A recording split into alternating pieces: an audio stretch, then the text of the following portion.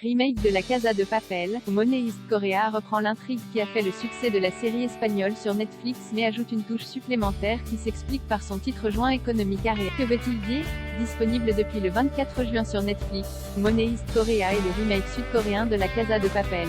Comme la série espagnole au succès planétaire, cette nouvelle version raconte comment un génie du crime rassemble 8 voleurs afin d'organiser une prise d'otage à la maison de la monnaie qu'ils vont braquer d'une manière spectaculaire.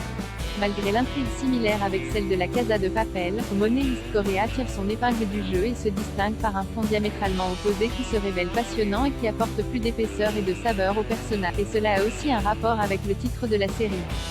La paix entre la Corée du Nord et la Corée du Sud. Ou presque le titre complet assez long du remake sud-coréen est Money East Korea, joint économique area.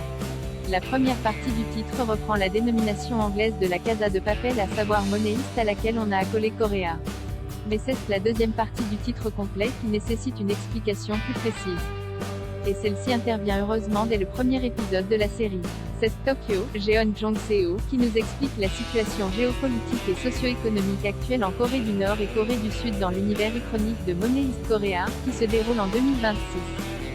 Tokyo raconte son histoire et explique que, après ses études à l'université, elle a été obligée de rejoindre l'armée de la Corée du Nord pour combattre, malgré un sommet qui a réuni les deux Corées et les États-Unis. Des années plus tard, en 2023, les deux Corées se réunissent miraculeusement pour un plan de développement économique global dans un lieu précis, la ZEC, zone économique commune, qui remplacerait la ZSC, zone de sécurité conjointe, autrefois symbole de la division des deux Corées.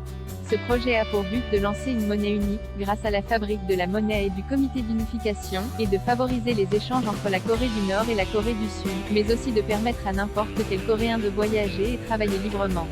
En 2025, Tokyo quitte l'armée et part de Sinuiju en Corée du Nord pour Séoul en Corée du Sud avec la promesse d'un logement et d'un travail. Mais les riches investisseurs s'enrichissent encore plus et les pauvres sont les premières victimes du capitalisme. Le nombre de migrants nord-coréens baisse et les révoltes sociales pleuvent.